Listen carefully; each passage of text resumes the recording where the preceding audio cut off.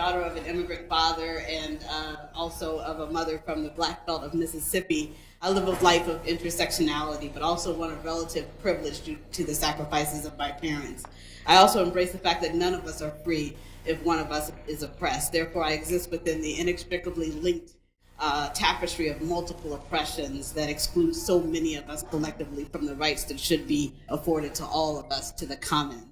I am a Black male living in Baltimore, a city that has recently buried its 200th victim of homicide this year, a city where a body cam recently captured the latest incident of evidence planting by the police.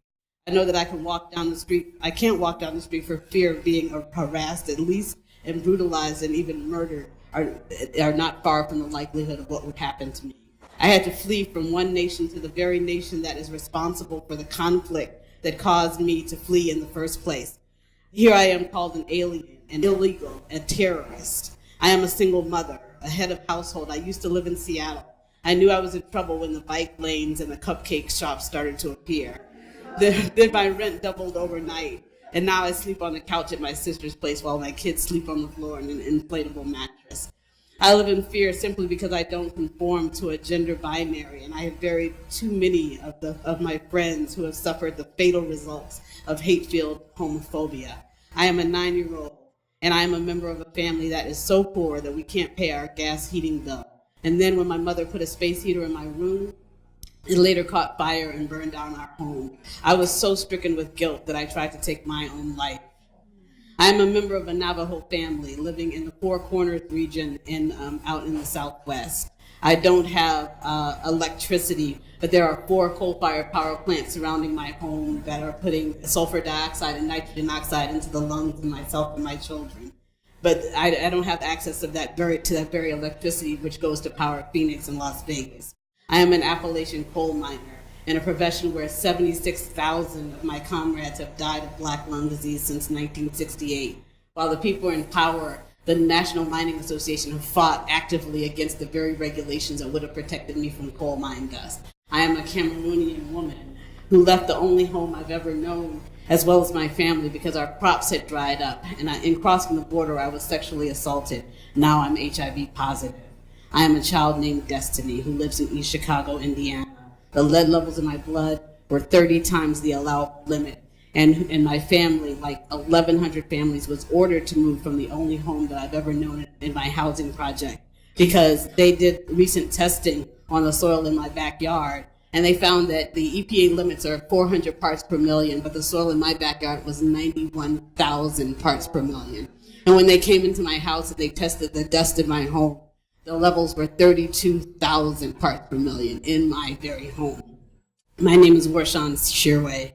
I am a Somali-born Kenyan poet who wrote, "You have to remember that no one puts their child in a boat unless the water is safer than the land." So I am because we are. I am because you are. These and so many other of the people and the communities and the travesties they face illustrate for us, as my sister said, that systemic inequities call for systemic transformation. If it was as simple as tweaking our current system, the fix would have been running clean water through the pipes in Flint, Michigan, or Baltimore, or Jackson, Mississippi, or the numerous other places where children are drinking poisoned water or otherwise living in contaminated environments. So how do we overcome these oppressions? How do we build the power we need so that all can enjoy the beloved community? We have to address the underpinning dynamics that lead to these injustices. We have to restore democracy. We must ensure that our votes matter and that our votes count. We can't just stop short at making things better for people in poverty. We have to eliminate poverty. We can't just stop short at addressing hate crimes that are just a symptom of a larger problem. We have to eliminate racism, homophobia, Islamophobia, institutionalized discrimination in our society. We have to have universal health care, but we also have to eliminate the toxic conditions that are making people sick in the first place. And so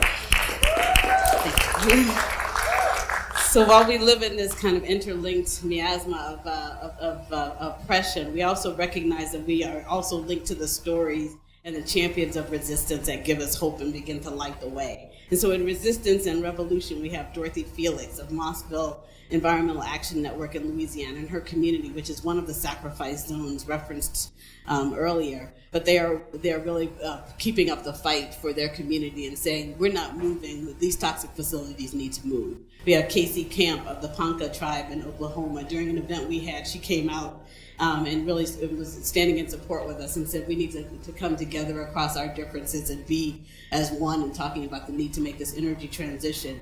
One of the NAACP members referred to her as Native American, and then he stopped and he's like, is that okay? Is that what I'm supposed to call you? And then she said, yeah, that's okay. But then she said, in a more sober moment, just don't say redskin. And then she explained to us the origins of Redskins, and that really was an educational moment for us all. She said Redskins came from a time that there was a bounty on our skin. When they skinned us alive, the skins were red with our blood. And so for us, it was an important moment in terms of really talking about the links in our struggles and in our histories, and the fact that we have so much more that unites us than divides us. We have Diana Lopez of the Southwest Workers Union, who's working on toxics, labor, and immigration with Latino communities in San Antonio. I met Diana a few years ago when she was a youth organizer, and saw her recently, was struck by how powerful she's become, and now she's the executive director of SWU. We know of Babs Bagwell of the Ile de Jean Charles Band of the Biloxi Chickamauga Choctaw group in Louisiana, where they're the first ever folks who are being displaced by sea level rise, which has overtaken their land. And so they're the community of 35, which is having to move because of the excessive water that's overtaken their land. We have these inspiring folks like the Climbing Poetry, which is two Sandy impacted youth who are part of the Caribbean Youth Exchange. And so one of the lines from one of their spoken word performances was, who will be paid to rebuild, and who will they build for? So these are the kind of words that are coming out of our youth activists. Dustin White, who is part of the Ohio Valley Environmental Council, is the son of a coal miner in West Virginia who laid his father to rest all too early and joined the front lines of the struggle against mountaintop removal. Dionne Haywood is a queer Black woman in New Orleans who started Women with a Vision with an aim of upholding the rights and well-being of commercial sex workers against violence, against discrimination, and against exploitation. Ben Eaton is with the Black Belt communities fighting for health and safety in Uniontown, Alabama, where they're inundated by toxic waste from a coal ash landfills, and they're fighting back against kind of these big companies who own these landfills. And then we also are always inspired by Black Lives Matter, who together with the families of Mike Brown, Eric Garner, Oscar Grant, Trayvon Martin, Philando Castile, Sandra Bland, and so many others who are on the front lines of the struggle for police reform.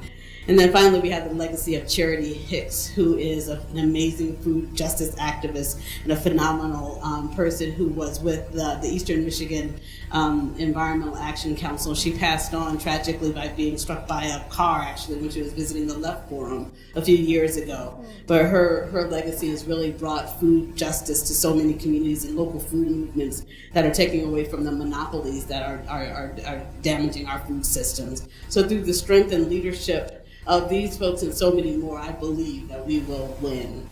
We know that we have to build the alternative economy even in the absence of political will. We have to impose a people's will, and we know that we don't have the political will. So specifically, we have to end the intertwined economic and political system that is predicated on the notion that there must be winners and losers, which results in the commoditization and exploitation of people, of labor, and of our natural resources. We have to reclaim our democracy and seize our voting rights. We have to get corporate money out of politics and out of our courts. We have to obliterate the concept of corporate personhood, and we have to have we must have universal implementation of a living wage, and we have to stop the proliferation of militarization across the globe and in our communities. We have to deconstruct the prison industrial complex, and we have to deconstruct the food industrial complex, and the energy industrial complex, and the nonprofit industrial complex. We have to stop the privatization of natural resources that provide basic human needs like water. We have to denounce false solutions for our energy needs, from market-based mechanisms to fracking, nuclear, and clean coal. We have to advance energy democracy so that we stop polluting our communities through extraction, exporting pollution to other countries. And we also have to start generating our own energy at the community level, as our sister said. In deconstructing the food industrial complex, we have to take control away from big ag and grow our own food. We must end, thank you, we must end our dig, burn, dump way of dealing with waste and move to zero waste. We have to have a transportation system that's accessible for all and reduces the number of cars on the road. We have to preserve our communities and eliminate gentrification and displacement. We must uphold all rights of indigenous people to sovereignty. And we need, thank you. And again, in getting there, we really have to do what we're doing today, what we're doing tomorrow, and what we're doing the next day, which is linking arms across the movement silos, across race, across class, and across gender identities, across borders, across organizations, and push back against the machines of oppression. We also have to work through the divisions and the tensions within our movement and base our ways of working together on the Jimenez principles of building power, being inclusive, emphasizing bottom-up organizing, letting people speak for themselves, working together in solidarity and mutuality, building just relationships among ourselves, and having a commitment to self-transformation as well. So together we can, together we must, and I look forward to it.